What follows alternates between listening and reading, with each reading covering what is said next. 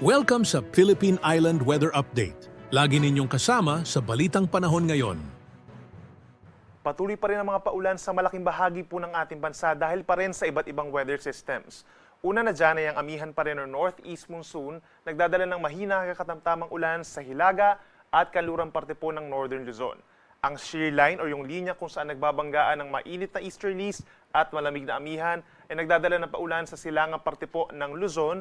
Meron din kalat-kalat na ulan and thunderstorms. Habang sa katimugang bahagi ng ating bansa, andyan pa rin ang Intertropical Convergence Zone or ITCZ. Ito yung linya kung saan nagbabanggaan ng hangin from the northern and southern hemispheres. At kitang-kita itong mga cloud clusters sa may parteng Sulusi and Palawan. Associated po yan sa ITCZ, pero hindi naman ito inaasahan na magiging bagyo sa mga susunod na araw.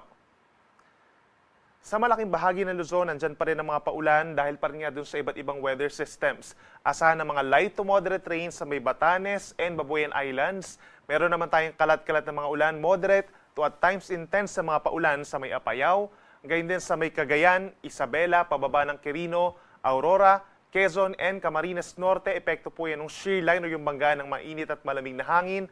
At may mga paulan pa rin sa natitirang bahagi ng Kabikulan. Ganyan sa malaking bahagi ng Mimaropa, epekto yan ng Intertropical Convergence Zone. So mag-ingat po sa mga posibleng pagbaha at pagguho ng lupa. At kung lalabas ng bahay, make sure po na meron pa rin tayong dalang payong. Sa natitirang bahagi ng Northern and Central Luzon, may epekto rin po ng Northeast Monsoon. Asahan yung pulupulong mahinang ulan.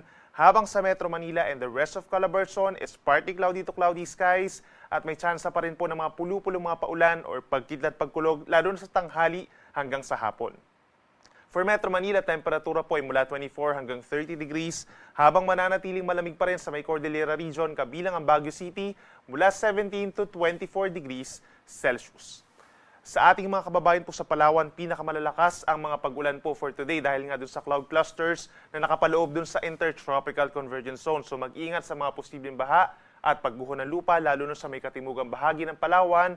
Ang malaking bahagi ng Visayas at some point magkakaroon din po ng mga paulan. So prepare din po yung payong at kapote. Mataas ang tsansa ng mga paulan sa may eastern portions kabilang ng Eastern Samar, Leyte and Southern Leyte. And at some point sa may western and central portions of Visayas, meron din mga kalat-kalat na ulan at mga thunderstorms. Temperature natin sa may Metro Cebu mula 25 hanggang 31 degrees Celsius. At sa ating mga kababayan po sa Mindanao, magbaon din po ng payong dahil sa epekto ng Intertropical Convergence Zone. Mataas ang tsansa ng ulan sa Zamboanga Peninsula, Caraga Region and Davao Region, lalo na sa mga probinsya po ng Zamboanga del Norte, Dinagat Islands and Surigao del Norte.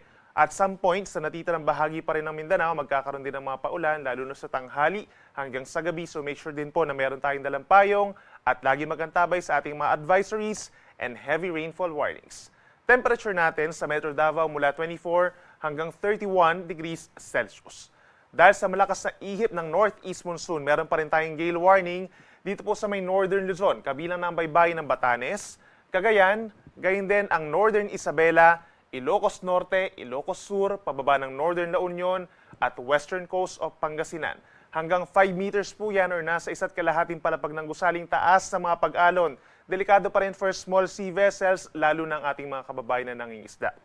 At sa natitirang baybayin po ng Luzon, katamtaman hanggang kumisan maalon ng karagatan hanggang 3.5 meters at sa may parting Visayas and Mindanao kapag may mga thunderstorms, posible pa rin umabot po hanggang 2.5 metro. And for the coming days, makakaasa pa rin tayo ng gale warning at matataas sa mga pag-alon sa malaking baybayin po ng Northern Luzon dahil sa amihan.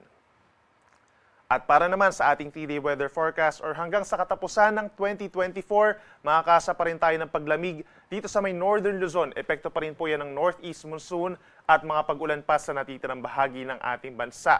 Dito sa may Northern and Central Luzon, asahan yung mga light to moderate rains lalo na sa may areas po ng Cagayan, Batanes, Apayao, and Isabela. Dulot po yan ng Northeast Monsoon. Habang meron pa rin tayong moderate to intense rains in many areas of our country dahil pa rin yan sa shear line at sa Intertropical Convergence Zone. At posible nga pong umabot hanggang 200 millimeters or heavy to intense equivalent po yan sa dami ng ulan dito sa may Cagayan and Isabela. At asahan naman yung moderate to heavy rains dito sa may parting Apayao, pababa ng Kalinga, Quirino, Aurora, Quezon and Camarines Norte as well as Marinduque and Oriental Mindoro dulot ng shear line o yung banggaan nga po ng malamig na amihan at mainit na easterlies. Dito sa parteng ibaba, asahan din po yung 50 to 100 millimeters sa dami ng ulan by tomorrow sa may Palawan, Eastern Samar, Leyte, Southern Leyte, Dinagat Islands, Surigao del Norte hanggang dito sa may Zamboanga del Norte. Epekto pa rin yan ng Intertropical Convergence Zone, so mag-ingat pa rin sa mga posibleng pagbaha lalo na sa mga low-lying areas at yung pagguho ng lupa dahil ilang araw na pong umuulan dun sa mga bulubundukin na lugar at yung mga malapit din po sa ilog. Pagsapit naman po ng huling 2 araw ng 2024, makakaasa pa rin tayo ng mga paulan. Moderate to heavy rains pa rin po ang mararanasan sa may Cagayan Valley, gayon din sa may Aurora, Quezon, Camarines Norte, Oriental Mindoro, and Marinduque dahil pa rin yan sa epekto ng shear line. At meron pa rin tayong kalat-kalat na mga ulan and thunderstorms sa malaking bahagi ng Mindanao and Eastern Visayas. Hindi po siya tuloy-tuloy na mga paulan pero minsan malalakas po yan kaya mag-ingat pa rin sa mga banta ng baha at pagguho ng lupa. At meron pa rin tayong chance ng mga light rains or mahina hanggang katamtamang ulan sa natitirang bahagi ng Northern and Central Luzon dahil pa rin sa malamig na northeast monsoon. At ang natitirang bahagi ng bansa kabilang ang Metro Manila, steadily bahagyang maulap hanggang maulap pa rin ang kalangitan na sinasamahan ng mga pulupulong ulan or pagkidlat pagkulog.